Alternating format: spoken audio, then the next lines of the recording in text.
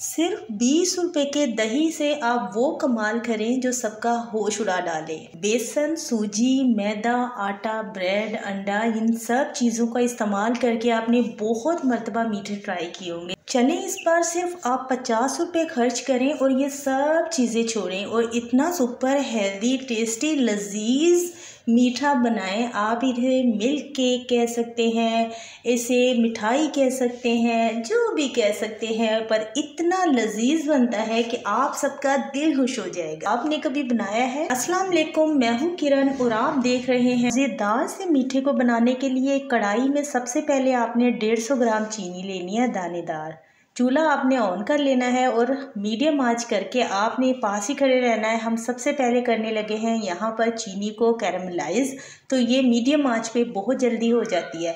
वैसे हमने 150 ग्राम चीनी का इस्तेमाल किया है इस रेसिपी में, तो अगर ग्राम में आपके एरिया में सही ना मिले तो आपने घर के टी कप से पूरा 1 कप चीनी ले लेनी है भरकर, तो परेशान नहीं होना। फिर उसी टी कप से नाप करना आप बाकी की चीज़ें इस्तेमाल कर सकते हैं।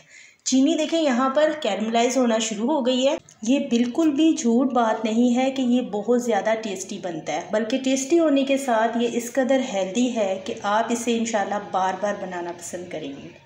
जैसे ही चीनी कैरमलाइज हो जाएगी फ़ौरन से आपने 60 ग्राम इसमें डाल देना है नारियल का बुरादा।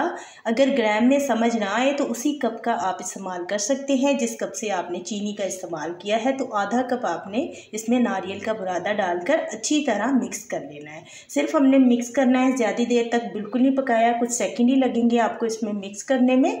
उसके बाद आपने इसमें दूध का इस्तेमाल करना है, तो तकरीबन इस रेसिपी में आधा किलो दूध इस्तेमाल हो जाएगा।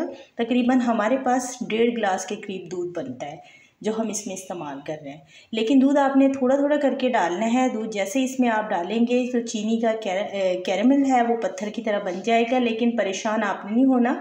बिल्कुल स्लो आंच आपने कर लेनी है, बिल्कुल स्लो आंच, क्योंकि स्लो आंच पर आपने इसे हल्के से, यानी कि आहिस्ता आहिस्ता ये खुद से ही पिघल जाएगा, बिल्कुल ये सेट हो जाएगा। तकरीबन 5-6 मिनट लगेंगे, ज़्यादा देर नहीं लगेगी। लेकिन अगर आपने जल्दी की, मीडियम या हाई आंच की, तो यहाँ पर दूध ने ड्राई हो जाना है। तो बाकी की जो हम मीठे की रेसिपी बना रहे हैं तो उसमें फिर ये दूध जो है वो कम पड़ जाएगा, इसलिए बिल्कुल स्लो आँच, इतनी आँच पर ही आपने इसे हल्के से, इसमें जो चीनी का कैरामल है ना वो पिघलने देना है।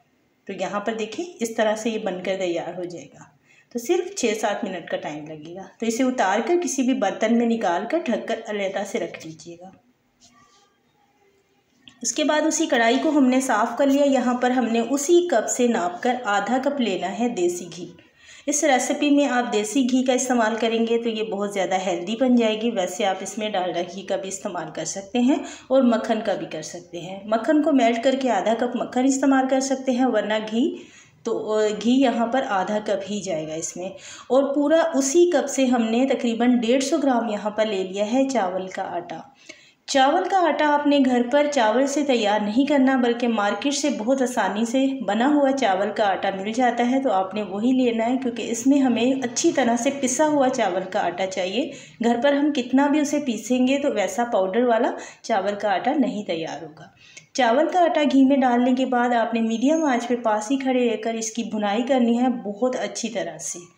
चावल के आटे में बाज़-औक़ात हम जब ख़रीद कर आते हैं बहुत ज़्यादा मिट्टी वगैरह होती है, तो इसे आपने अच्छी तरह साफ़ कर लेना है।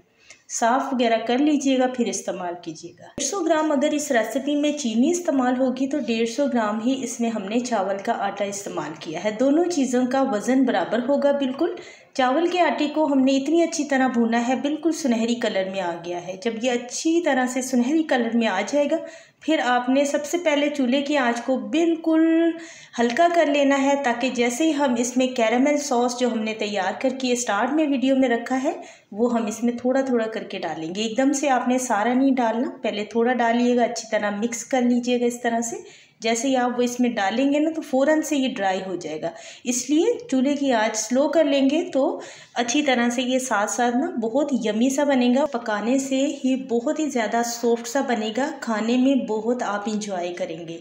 यहाँ पर हल्की आंच पर जब हम इसे पकाएंगे ना तो ये अच्छी तरह पककर तैयार होगा, चीज़ भी बेहतरीन बनेगी।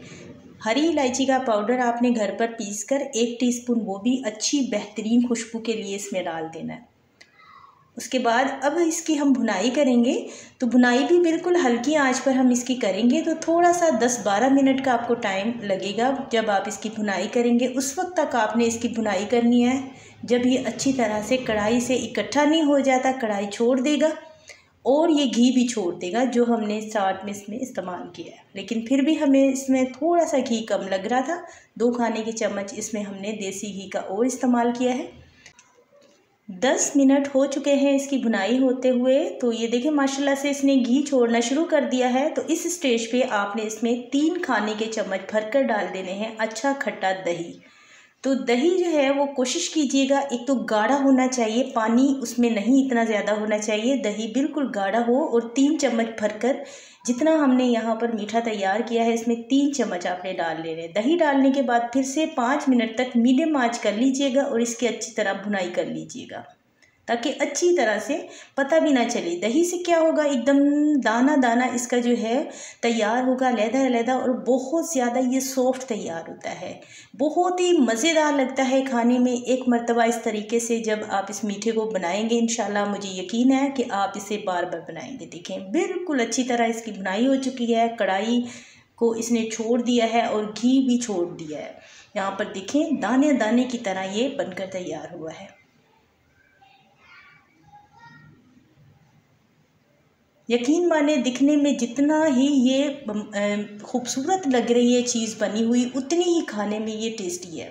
यहाँ पर हमने एक बटर पेपर पहले से ही सेट कर लिया है बॉल में और इसके ऊपर हमने कटे हुए बादाम, जो कि हमने पहले ही देसी घी में थोड़े बादामों को रोस्ट कर लिया था। घी में रोस्ट किए हुए बादाम और मज़े के बन जाते हैं। इसमें वैसे आप कोई भी ड्राई मेवाजात का इस्तेमाल कर सकते हैं, लेकिन इसमें बनाते वक्त ज़रूरी नहीं है, लास्ट में इसके ऊपर आप लगा सकते हैं जो भी आपको पसंद है। यहाँ पर अच्छी तरह हमने इस तरह से सेट कर लेना है। अब इसे सेट करके हमने रूम में ही ढक कर रख देना है और इसे आपने फ्रिज में बिल्कुल नहीं रखना, इसी तरह रूम में रख लीजिएगा। 1 घंटा छोड़ दीजिएगा। 1 घंटे के बाद इसे निकालिए। इसके ऊपर से हमने बटर पेपर को हटा दिया है। पूरा 1 घंटे के बाद ये मज़ेदार सा मीठा तैयार हो जाता है। लेकिन खूबसूरत तो ये है, इसे थोड़ा सा और खूबसूरत बनाने के लिए हल्का सा आपने नारियल का बुरादा इसके चारों तरफ लगा लेना है और बस इसकी कटिंग करनी है और अपने घर वालों को पेश करना है। उम्मीद करती हूँ आज की छोटी सी शेयरिंग आपको ज़रूर पसंद आई होगी। अगर आज की रेसिपी आपको ज़रूर अच्छी लगी है तो एक प्यारा सा कमेंट्स कीजिएगा और जाने से पहले हमारी रेसिपी को प्लीज़ शेयर कर दीजिएगा ताकि सब इसे बनाएं और एंजॉय करें। Thank you for watching. अल्लाह हाफिज़।